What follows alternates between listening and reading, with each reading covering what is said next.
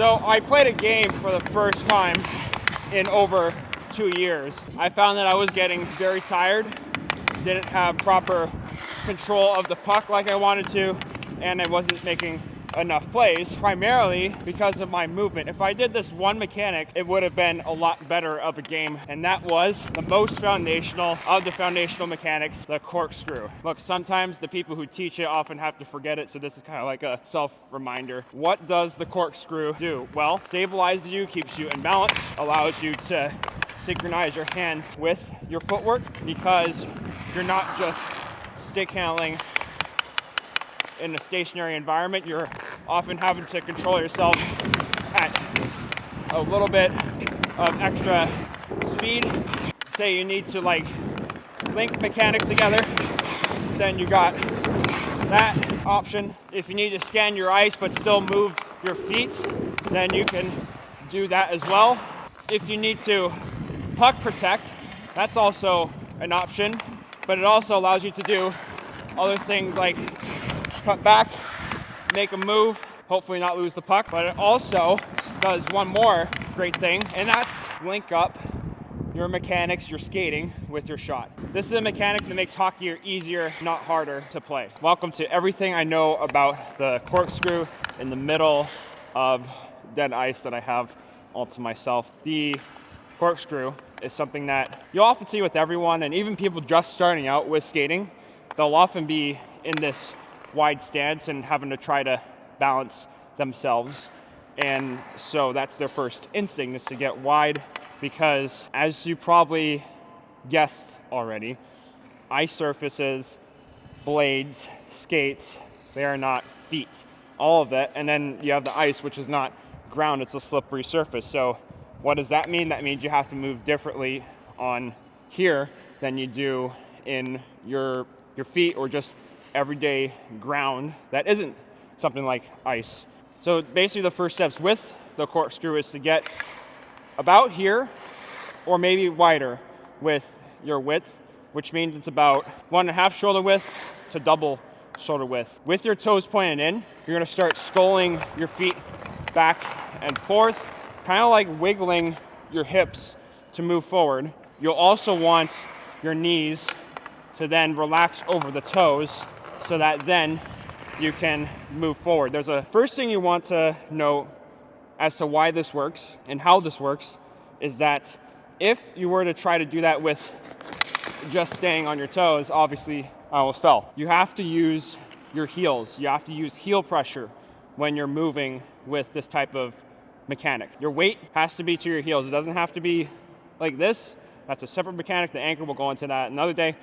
But your weight's to your heels, and then you want your knees to go over your toes. As you get wider, you actually end up moving forward. To maintain more momentum, that's where you want to start wiggling side to side. So that was kind of it all mixed in at once. There's a few nuances here as well, which include, if your heel pressure, knee over toe, and width are your basics, then things like ankle collapse to the inside, internal hip rotation, making your toes point inward, arcing instead of power skating pushing, those are separate nuances that come along with this. But the basic three, once again, heel pressure, shin angle, double shoulder width with the specific corkscrew. The reframing that you want with the latter nuance details is that this is not a mechanic that you want to be pushing with. Remember the principle. We want hockey to be easier to access, not harder to access. We want hockey to be easier to play, not harder to play for us, which means we want to conserve as much energy as possible and be very efficient with our movement. So that's why you won't see very many players, when they do this, they won't be pushing side to side with it. They'll just be gliding. This is something that you glide with. Connor McDavid, very good at this. Matthew Barzal, very good at this. Sidney Crosby, Nathan McKinnon, very good at this. This is a mechanic that they do all the time and that they can do all day in whatever game or practice that they do, however long or short their season is. They can do this all the time, and they have done this all the time. And this is something that I was missing in my first game back. You have the basic skating aspect of it. The next thing would probably be stick handling. And the cool thing with this is that the corkscrew kind of forces you to do your stick handling with your footwork, especially if you don't focus on rolling over the top hand. You see here that I have very little wrist roll, but I still have complete control of the puck, because instead of viewing it as an object that I need to just push my hand over or wave it over, I'm instead tapping, catching up, tapping, catching up, tap, catch up, tap, tap, tap, tap, tap, tap, tap, tap, tap, tap, tap, tap, tap. All sorts of taps, all sorts of passes to yourself. And for me, this has made stick handling a hell of a lot easier and much more game transferable. That's what this mechanic will allow you to do. Then you have something like shooting. I have a drill for my clients that is the corkscrew right here to the shot. Sorry if that was right in your ear.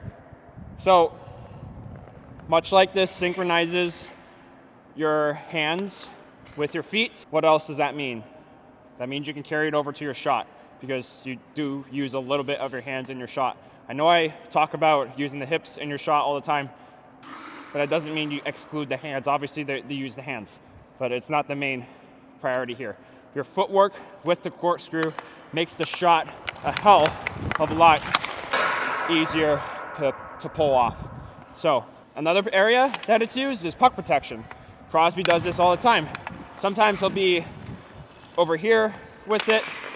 Sometimes you can even hold the puck right here. And then if you want to make other plays, link other mechanics to it, then you also have that option.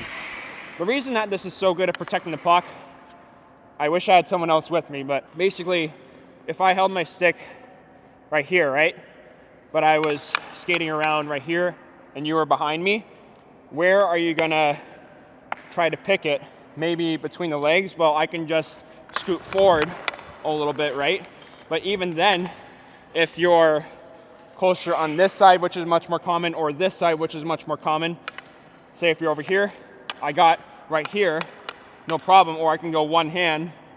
Or if you're over here on this side, then I have complete control and I can make a play.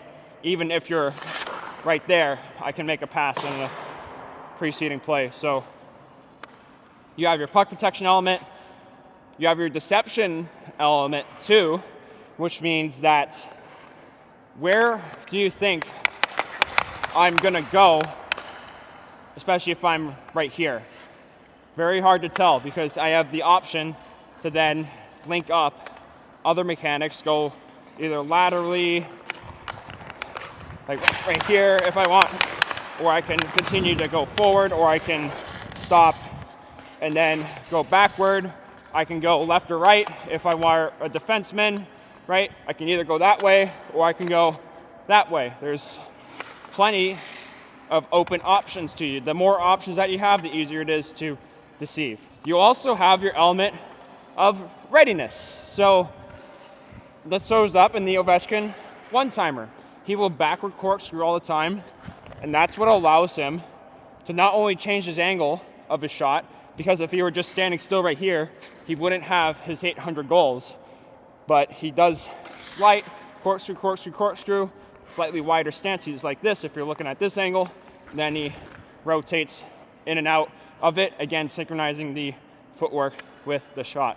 So those are all the nuances, everything I know about the corkscrew, and that's how it all shows up into your game. Thanks for watching today's Hockey Hacks. If you enjoyed the video, make sure to share it with someone who you think could benefit from this. Also check out the Standard School, which is the link below, which details out every standard from skating, shooting, stick handling, strength, speed, etc., and then player-specific standards like what McDavid can do, McKinnon, etc., giving you the direction you need for your hockey training. We also have A to G for hockey, on the HG app, you can get half off your first month by clicking the link in the description. And if you would like to apply for one-on-one coaching with me directly, which would be the best alternative to seeing me in person, you can do that as well. If you would like to see me in person for hockey training, I currently work out of HKY House in Waterford, Michigan. And if you would like in-person gym training or shooting training, I have a place for that in Westland, Michigan. Thanks again for watching, and please let me know if you have any questions.